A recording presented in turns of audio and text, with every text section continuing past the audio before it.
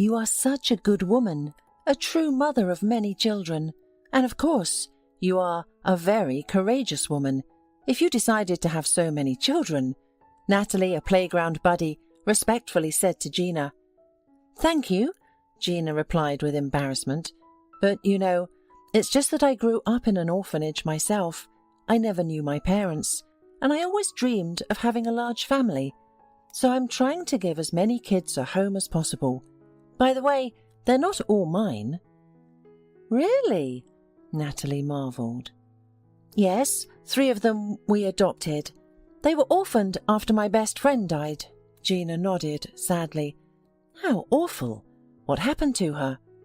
"She died with her husband in an accident," Gina answered and sighed heavily. "How unfair it is sometimes," Natalie exclaimed, placing her palm on her lips. "It's such a pity that tragedies like this happen to good people." "Yes, that's really unfair. My friend Holly was a good woman." The 2 women fell silent, keeping an eye on the little ones frolicking in the playground. "And the others? Are they yours?" Natalie cautiously continued. "Yes, I gave birth to twins in my marriage. So it turns out 5 flowers of life are growing.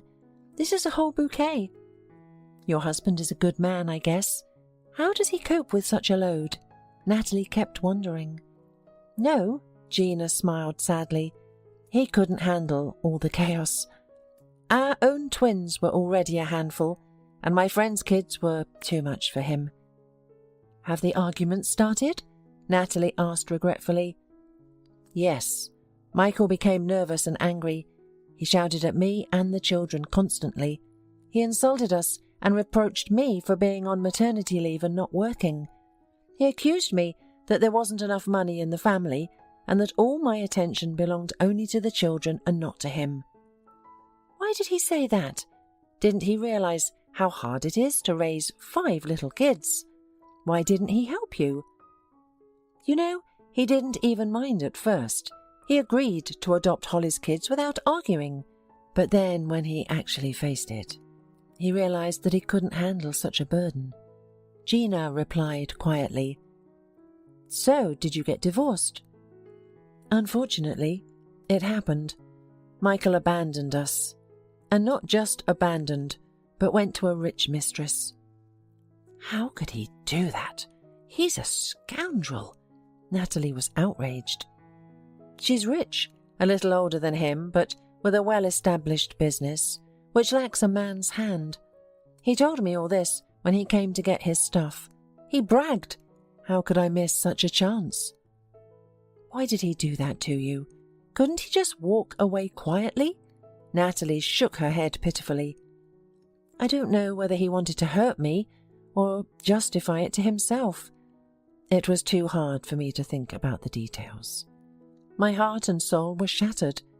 Only the kids kept me from losing my mind. I had to hold myself together to not fall apart." "Mum," Natalie's son ran up to the bench. "Let's have an ice cream." "Okay, Sonny," said the woman, searching through her bag. "Here, go to the store and buy it." The little boy tucked the bill into his pocket and happily ran off to make the purchase. Watching him, Gina let out a heavy sigh. "Shh, don't make a fuss," came the whisper of her eldest daughter. "Mummy doesn't have any money right now. We can do without ice cream. It's just unnecessary stuff." 3 snub-nosed, white-haired boys and the little girl with red curls gathered around Elaine, their older sister, and began to whine in frustration. But the girl only hushed them, sending them off to play in the sandbox again. Witnessing this, Gina could barely hold back her tears that threatened to burst forth. After her husband left her, she found herself starting from scratch, struggling to make ends meet with the pitiful allowance provided by the state to pay bills and buy groceries. The older daughter, Elaine, understood everything, but it was much harder to explain to the younger ones why they had to share clothes and go without sweets. Taking care of 5 people on your own is a lot of work, no matter what anyone says. Natalie shook her head. "I don't know how to manage with just one, and this one would probably be the ultimate challenge." "Nothing. We're all together, that's the main thing, Gina replied, her voice trembling. Maybe it's a blessing in disguise. I heard you were assigned a house? Yeah, we live right here, practically in the suburbs. Gina fell silent again, remembering the run-down house they received from the state. It had never been repaired. The walls were cracked, the ceiling was covered in decades-old whitewash, and the roof leaked mercilessly at the slightest rain. And how do you live there? Natalie smiled. Must be nice, with the fresh air, huh? Not bad, Gina replied, holding back a sob. The first time she saw the housing, Gina was horrified. How is it possible to live here? But it was unnecessary to tell about all the hardships to a stranger. After all, Gina didn't want to look too pathetic, making Natalie show more compassion than she already did. Mum, do you have a handkerchief? Elaine asked, approaching Gina. Igor has a runny nose again. Here you go. Gina smiled guiltily at her daughter. Oh, we have colds all the time too. It's normal at their age, don't worry. Natalie's tried to encourage. Yeah, I guess. Elaine shrugged and ran to her brother. In fact, the younger kids were periodically sick with colds because of the bad environment at home. Endless medicines drained a considerable amount of money that could have been spent on repairs. Without repairs, kids' colds continued with enviable regularity. It was a vicious circle. Elaine, gather the little ones. It's time to go home, shouted Gina. Leaving already? Asked Natalie. Yeah, I still have an interview to go to today. I want to try and get a part-time job. Who's going to look after the kids? Wondered Natalie. Our neighbour, Mrs. Goldstein. She is a holy woman, smiled Gina. It won't be bad for us, but she helps all the time. She substitutes for me when I need to run errands in town. She has no grandchildren. Her son died, God rest his soul. She says she enjoys taking care of the little ones. Wow, how does she manage so many kids? She's used to it. She used to work in a kindergarten, but now she's retired. So she gravitates towards the kids, just to find some happiness and meaning of life. A noisy group led by Elaine ran up to Gina, chattering away. That's it, let's go home. Mrs. Goldstein is already waiting for us, she said with feigned severity. Goodbye, shouted Natalie after them. Goodbye, squeaked the children in unison, waving their hands. Oh, well, I've been waiting for you. Come into the living room. We'll have tea now, Mrs. Goldstein greeted the guests. As soon as the front door of the apartment opened, the noisy crowd rushed in, almost knocking the elderly hostess off her feet. Don't run around the apartment, Elaine scolded them. Let them, waved the elderly woman. Thank you, Mrs. Goldstein. You are our saviour. I will be forever indebted for your help, said Gina with gratitude. Oh, it's nothing, smiled the elderly woman. Elaine, dear, go look after the little ones. We need to talk to Mum. Waiting until the eldest girl disappeared into the room, Mrs. Goldstein motioned for Gina to lean closer. Gina, that inspector from Social Security came by. He says they have a suspicion that you're not taking good care of your children. Oh, they've come to you already. I know about their suspicion. They sent me a letter. It says they'll probably take them all to an orphanage, Gina said bitterly. Those scoundrels! What are we supposed to do? Mrs. Goldstein shook her fist at nothing. I'm going to get a job. I need to improve my financial situation urgently. Listen, dear, you have such a good voice. Maybe try to be a singer, unexpectedly suggested the neighbour. Gina thought about it. Back in the orphanage, she often took part in various competitions and won them, easily surpassing her opponents. All the teachers prophesied a good future in the world of music, but it turned out that getting on stage without connections was very difficult. My train has already gone, Mrs. Goldstein, Gina said tiredly. I haven't sung in a long time. As soon as I got married, I tied myself up with all the household chores, and stopped singing at all. It's just like muscles. You have to practice all the time. Think about it, my darling. Think about it and practice. I'll help you with the kids. Just find the right path for you. Gina promised to think about it. Then, leaving the children with her neighbour, went to the interview. So, what position are you applying for in our restaurant? The manager, Lawrence, looked at Gina, tapping a simple rhythm with a pen on the tabletop. Did your ad say that you needed someone to wash the dishes? She answered timidly. Yeah, but you realise it's hard work, right? And you won't run away on the first day, will you? Of course not. I have 5 kids to support. I don't have many choices. Good. Then you can start. Already? She was surprised by the haste. Do you have any reservations? The manager raised an eyebrow sceptically. No, not at all. The kitchen turned out to be a cramped and hot room, making it very stuffy. Gina was provided with a simple apron and gloves, and then escorted to a sink full of plates. Well, why are you standing there? There's plenty of work to do, shouted the manager, urging her on. I'm sorry, Gina squeaked, scurrying over to the sink. Apparently such treatment was the norm, as none of the employees even thought to resent it. Gina got to work listening intently to the surrounding conversations. How will our musicians cope now? Came from one of the cooks. It's fine, we still have live music, and we'll use recorded vocals. It's not a big deal. Besides, I'm pretty certain that our clients don't care about what to listen while they eat, replied his companion. Excuse me, what happened to the singer? Gina voiced from her corner. The cooks looked at each other, deciding whether it was worth discussing the restaurant's internal problems with a newcomer. Yes, she got pregnant. She's on maternity leave.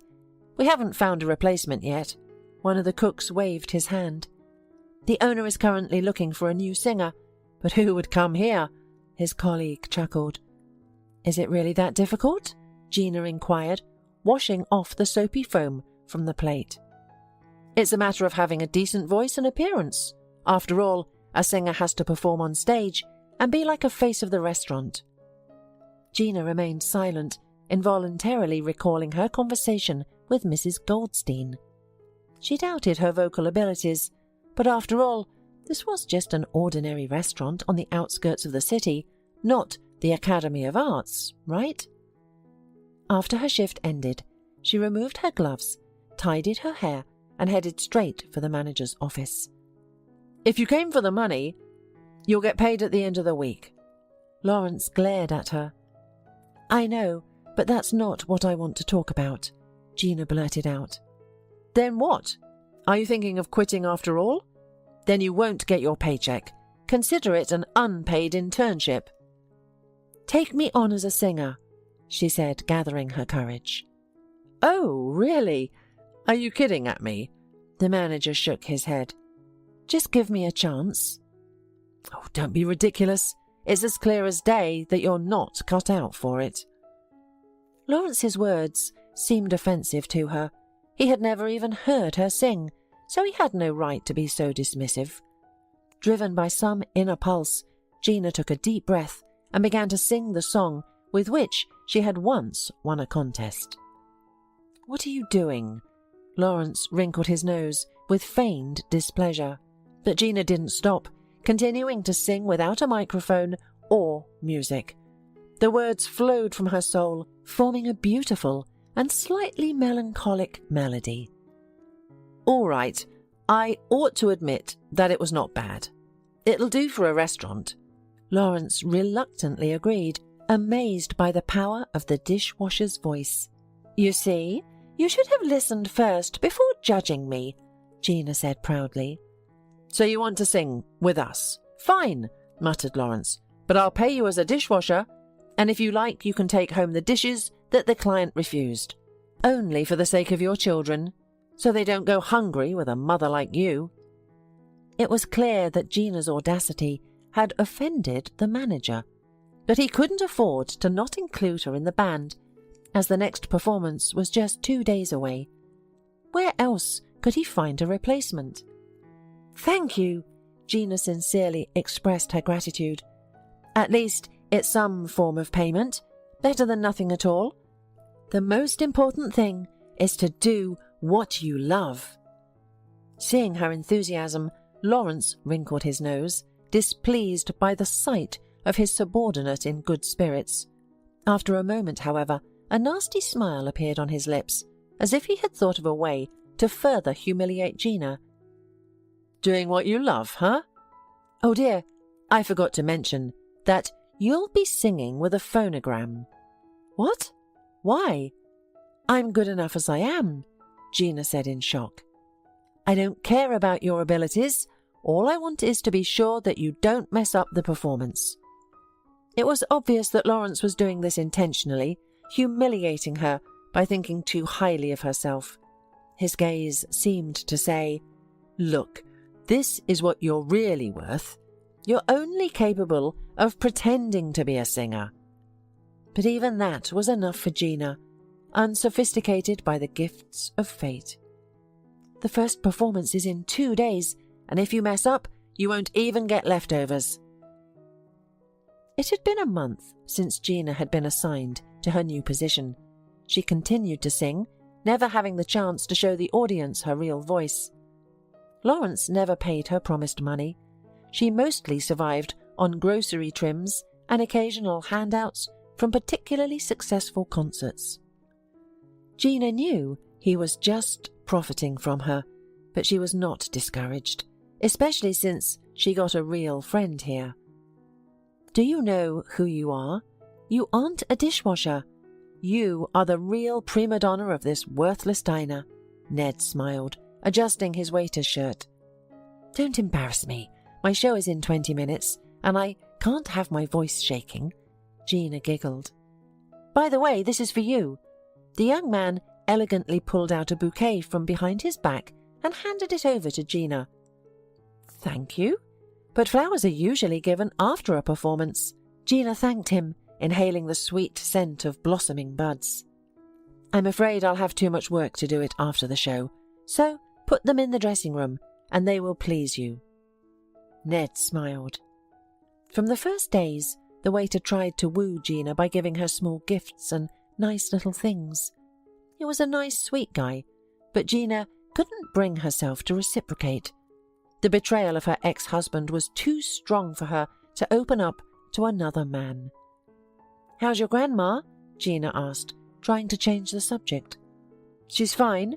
Moping, of course, but generally good. She gave up a lot after Mum died, even though it's been years. I don't think she'll ever fully recover." "Lucky you have her. Even though you didn't know your father, you still had a family," Gina said, clapping Ned on the shoulder in a friendly manner. Despite her wariness, she felt sympathy for the young man. However, she couldn't decide on anything more than friendship yet. "Hey, enough with the snot. Get your makeup on and get on stage," Lawrence shouted angrily, looking at them. "Can't you be more polite?" Ned frowned, instinctively shielding Gina with his shoulder. "Are you going to admonish me too? Would you like to lose your job?" The manager frowned menacingly. "Yelling at employees is a wrong and useless management tactic," Ned retorted. "That's okay, I'll run. The show is actually coming up."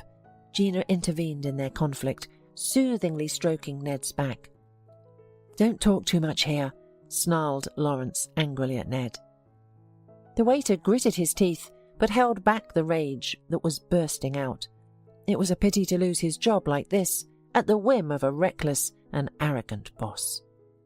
"It's just a shame that you're always insulting Gina, keeping her from opening up." Ned kept trying to get to the boss's conscience. "None of your business, Romeo. Go on, you'd better collect the plates," quipped the manager. Sighing heavily, Ned headed for the hall, where the stage was already in full swing, preparing for the performance. "I wish I could break all this stuff so she could sing in her own voice," muttered Ned, looking at the musicians setting up the equipment. Suddenly, his eyes fell upon a concert microphone, which everyone seemed to have forgotten about, placed on the edge of the stage. Obeying a spontaneous idea, Ned approached it and discreetly disconnected the device from the laptop, then hiding the cord under his apron. "Now we'll see how you set the phonogram to her," Ned grinned. An hour later, Lawrence was frantically rushing around the stage and yelling at Gina, "You fool, how could you lose it?" "What's it got to do with me? Actually, you sent me to the dressing room yourself, and I didn't touch anything," Gina squeaked, afraid to raise her eyes at her furious boss. "Well, what do we do now? How am I supposed to set the phonogram if we don't have a working microphone?" "You think the audience is stupid enough not to notice?" snarled the manager, hovering angrily over her. I can sing live," stuttered Gina with fear. "One more word and I'm gonna get your head blown off. Live." "Chief, the show's in 3 minutes. Are we coming out or what?" said one of the musicians. "Yes, we're coming out," Gina shouted in fear. She gathered her last strength to resist the tyrant, realizing that this was her last chance to prove her point. "All right, you guys play and entertain the people.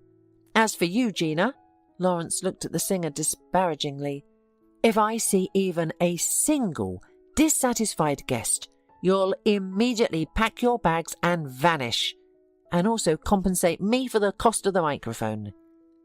The spotlights flashed on the stage and the guests began to applaud, welcoming the musicians.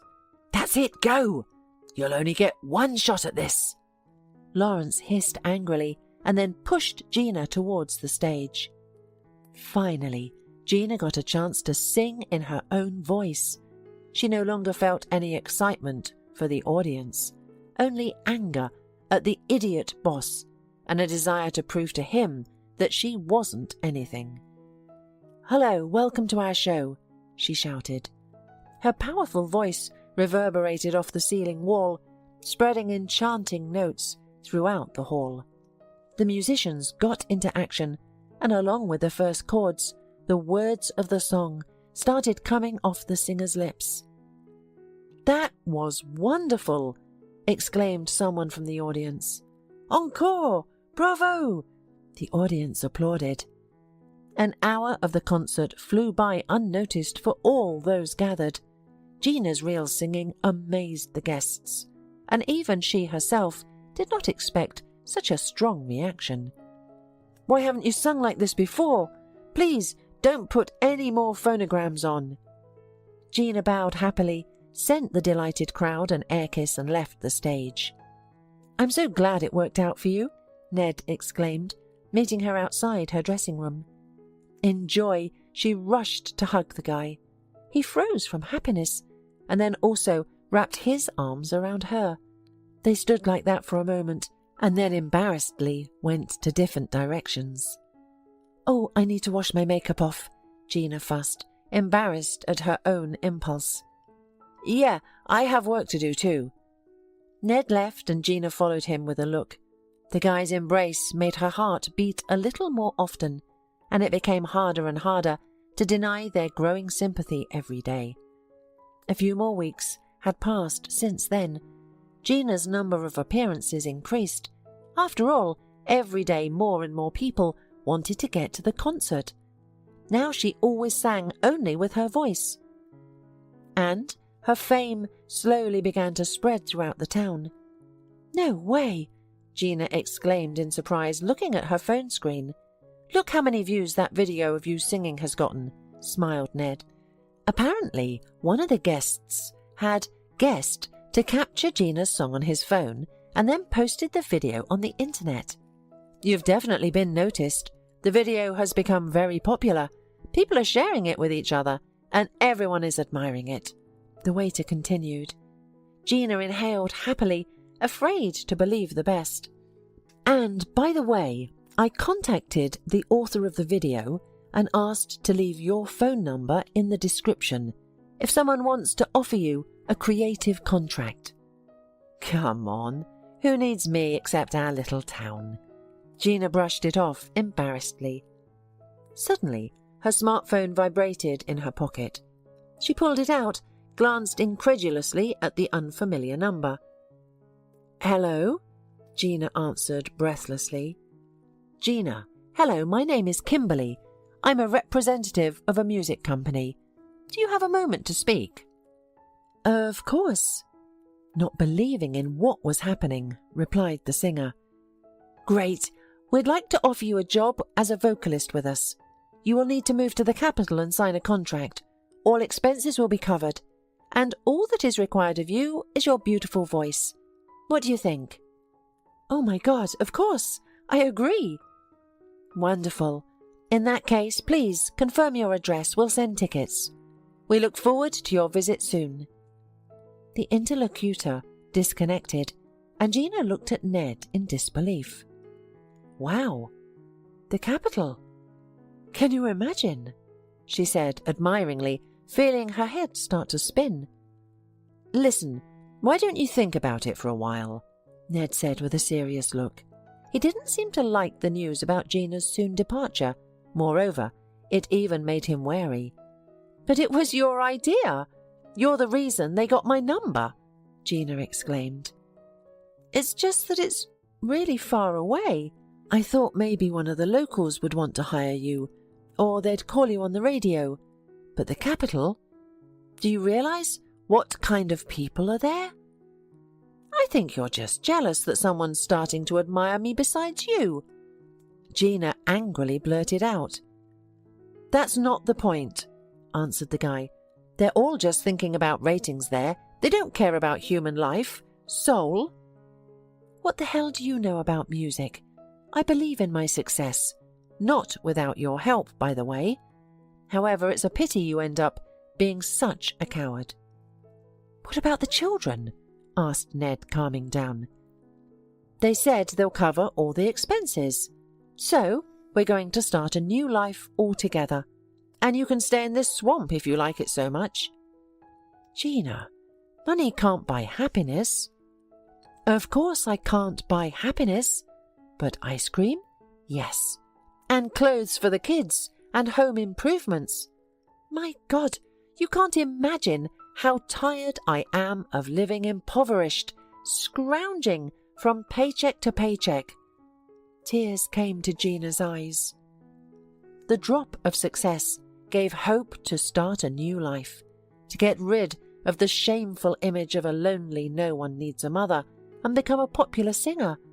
It was a pity only that Ned, who always helped, this time turned out to be blind to her suffering. "I'm leaving anyway, with or without your approval." She threw to her friend and ran towards the exit.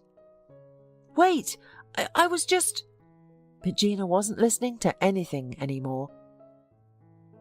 "Kimberly, well, is that woman from the video coming to us?" clarified the head of the music company to his assistant.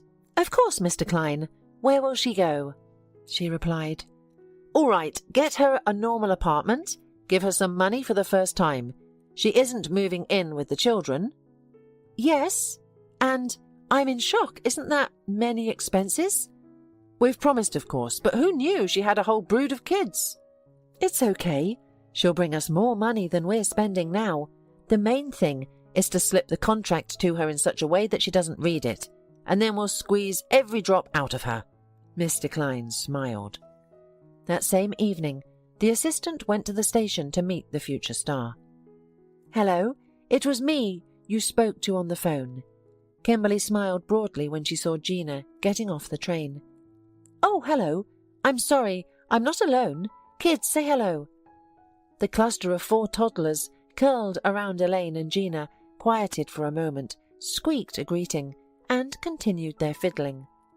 "Well, great. Load up the car and let's go to your new place." "Is the apartment really ready yet?" Gina wondered. "Sure. You just sign right here." Taking advantage of Gina's confusion, the assistant quickly opened a folder with papers in front of her and pointed to the right place with her finger. "It's all right there, isn't it?" Gina said with a little doubt. "Well, of course it is. What's the point of us deceiving you? We're going to cooperate." Without blinking an eye, the assistant lied.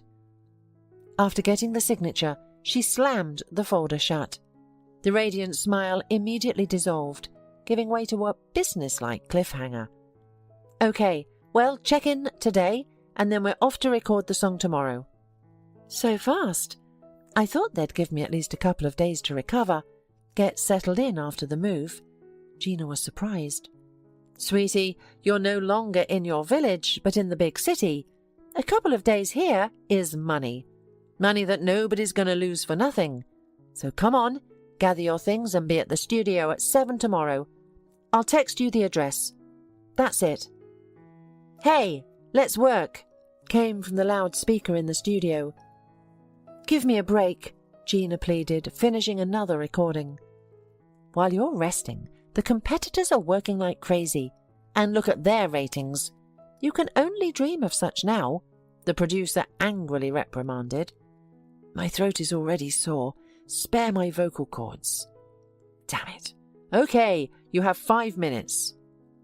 Gina, with a heavy sigh, took off her headphones and sat down in the chair prepared by the assistants.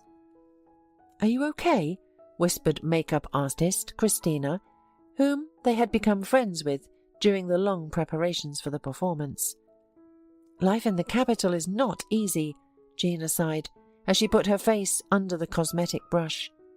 Simultaneously with the recording, she had a photo shoot for Star at Work, so today the singer had to sing well and look irresistible. I understand. I don't have days off either, Christina nodded.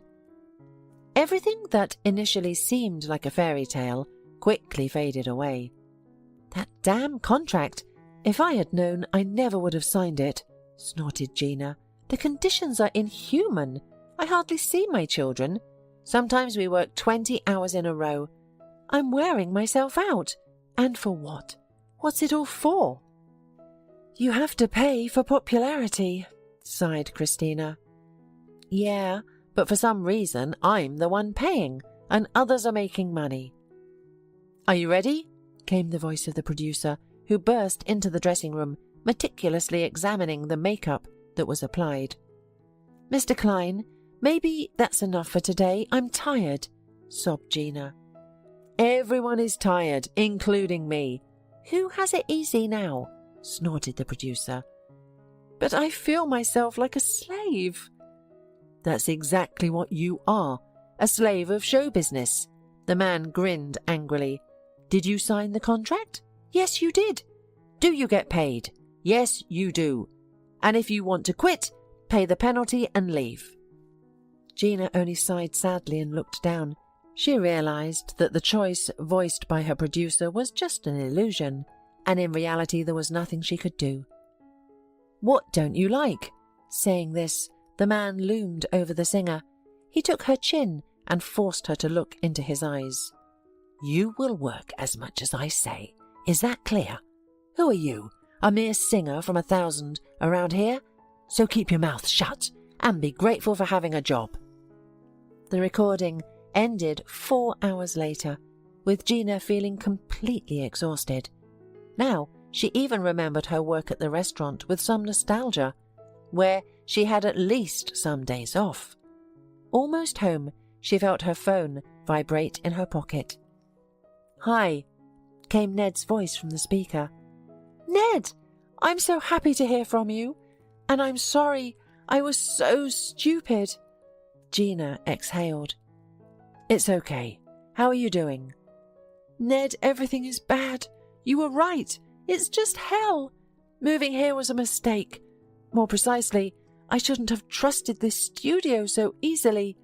To them, I'm just a money-making tool, which they discard as soon as the batteries run out. Don't worry, we'll figure something out. The former colleague tried to encourage her, as always. What is there to figure out? Do you know the penalties for breaking the contract? You know, I'm strong in spirit, so don't worry, we'll get through this. I'll be there soon and try to sort it out. A week later, Ned burst into Mr. Klein's office. You can't exploit her like this. It's inhuman, he shouted. Who is this, anyway? Raised the producer's eyebrow, glancing at Kimberly, who was standing behind the uninvited guest. Either the fiancé or the lover of our Gina. I still don't understand. The assistant shrugged. I came here specifically to find out what gives you the right to exploit her talent like this. You don't let her see her children, and I'm sure you're playing games with the payments," said Ned. "So, dear groom, nobody forced your Gina to come here. She signed the contract herself. She receives a steady monthly income. How much is left for me is none of your business. You know, a lot of money goes into organization, cosmetics, flights and housing too." "You're all crooks. I've seen enough of you in my life," Ned said with disgust. "Anyway, I don't have time to listen to this nonsense." Mr. Klein waved his hand. Obeying his gesture, the guards, whom Kimberly had called in advance, dragged Ned out of the office. "Don't touch me. I have not finished speaking." "Settle down," phlegmatically threw one of the burly men, dragging Ned down the corridor. "You think I can't get a handle on you? I'll go to the police," Ned exhaled, muffled, hanging on the guard's arms. "I'll have you locked up for beating." "Beating, you say? Is that beating?" muttered the second guard skeptically. "Do you think we should show him what a real beating is?" His partner smiled with a vicious smile. "Well, since he's going to the police anyway, at least let him complain about a real beating." Nodding to each other, the security dragged Ned into a darkened den. They threw him against the opposite wall, making him knock over a small table along the way. "And what, are you going to torture me?" Ned hissed, feeling his battered sides aching. "Yes." Without another word, the guards began to beat the guy, trying their best to hurt him. At first, Ned still resisted, trying to at least cover his head with his hands. But soon the strength was no longer even enough for that. His mouth was full of the glandular taste of blood, and his consciousness gradually began to fade. "That's enough," came the voice of one of the guards. "Yeah, we'll dump him somewhere in a back alley." "Well, well, be careful with him," came a new voice. Ned jerked, but immediately experienced a new attack of pain, and then quietly groaned. Barely opening his eyes, he noticed people in white coats and a bright lamp pointed directly at his face. "Oh, he's awake. And you said he wouldn't," said one of the orderlies cheerfully. "Where did he even come from?" said the elderly doctor perplexedly, looking at the terrible beatings. "Oh, he must have quarrelled with someone at the club. They found him in an alley. An elderly man was going to the store, saw him, so he called an ambulance." "All right, let's get him on the table and patch him up quickly but properly," he said to the surgeon and started working. "Where am I?" Ned woke up after the operation. "In the hospital, young man. Trauma department." The doctor greeted him. 4 hours we treated you, to fix everything your abusers had done. Thank God, no major traumas. Tell me your name. Where are you from and what happened?" Ned introduced himself, and when he named the town he had come from, the elderly surgeon was overjoyed. It turned out that he himself was from that town. "Nice to hear." The waiter wanted to get up, but immediately coughed from the pain in his battered limbs. Lie down. You need to rest now. You're my countryman, and it's a matter of honour to help you. Therefore, tell me what happened." The doctor immediately calmed him down. "It doesn't make any difference. You'd think you could help. There's too many big people involved in this. It's best not to even get involved." Ned became sad again, remembering the real reason for his visit to the hospital. "Don't look at me like at an ordinary physician. Actually, I also have connections and some influence. So spit it out." "Where would a doctor get connections?" Ned skeptically remarked. "Well, we save all kinds of people, and some of them leave business cards ready to help in gratitude for their saved health. So, come on, maybe we'll punish your abuser." "I'm okay, but they're holding a woman almost in slavery. She's got a voice like an angel, and those bastards make her work like a damned. She can't see the light of day, and they won't let her near her children." "Is she your bride?" The doctor nodded understandingly. "Not yet, but I love her more than life. I'd do anything to save her." "All right, hero. I can see that you'll rush into fire and water to rescue her. I'll help you, but get some rest. I have a couple of calls to make." "Mr. Klein, there are some serious people here to see you." Kimberly ran fearfully into the office. "What's the matter?" The producer jumped up from his chair. They... But the assistant did not have time to finish her sentence. A respectable gentleman in an expensive suit entered the office, followed by two tough guys. "To what do I owe your visit?" Mr. Klein said dryly, noticing the serious guests at once. "Why, sit down, there's no need to be nervous." The guest smiled dazzlingly. "My name is Mr. Anderson. I'm a lawyer and a representative of the company."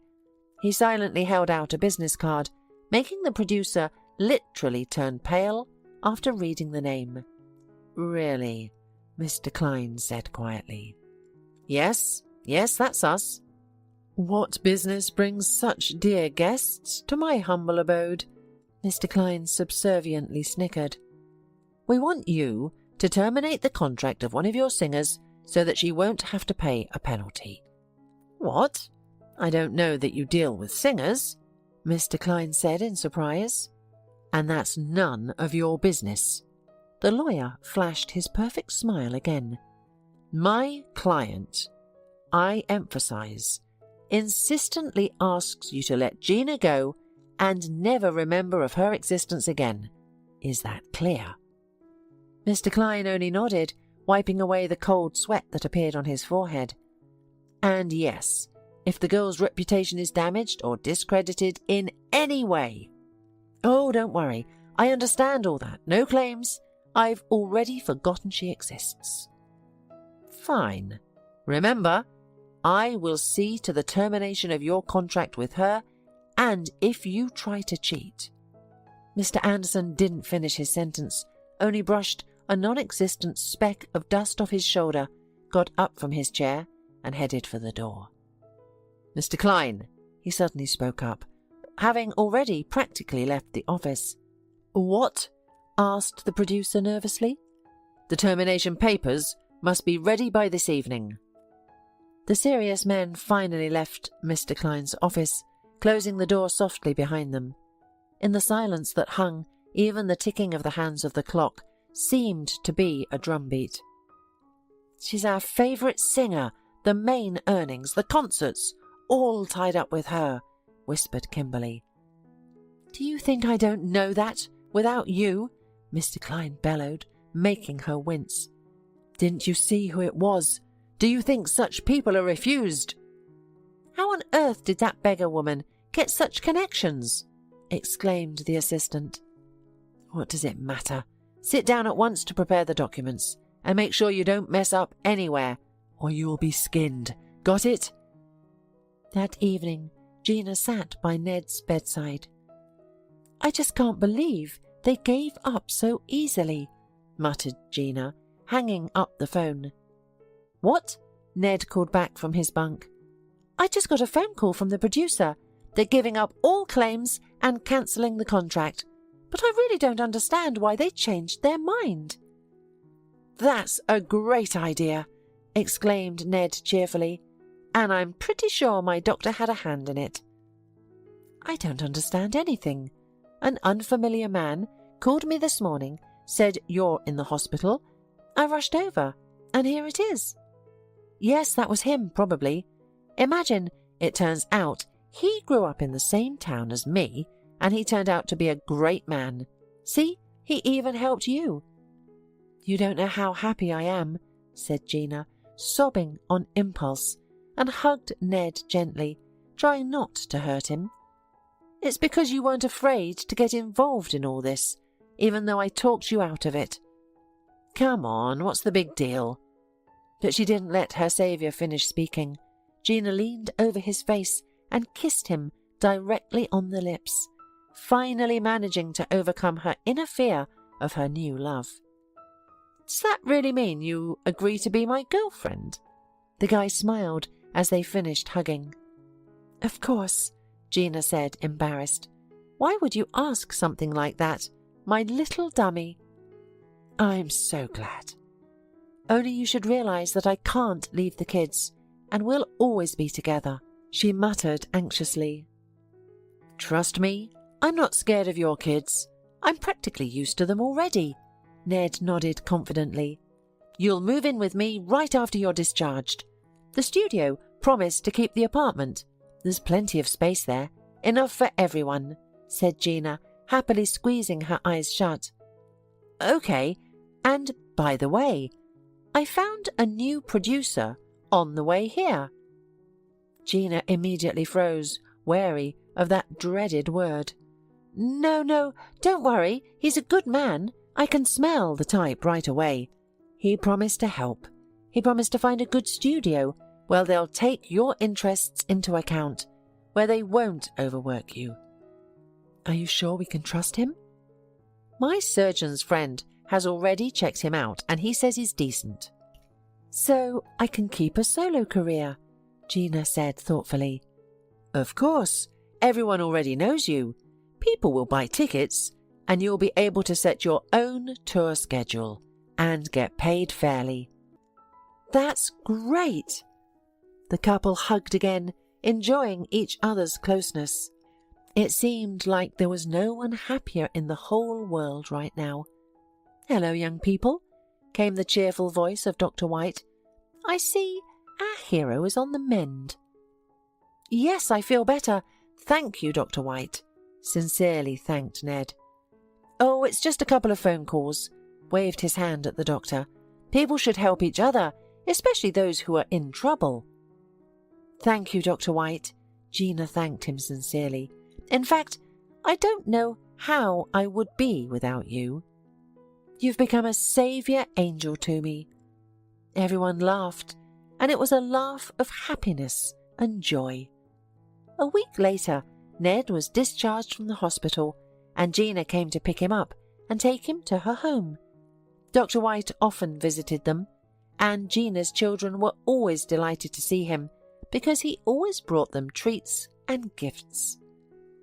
After some time, Gina and Ned got married. Gina's career developed. Her new producer turned out to be a good man who really cared for her. Ned became a reliable support for Gina, taking care of the house, the children, and Gina herself. As for Gina, she was not spoiled by popularity.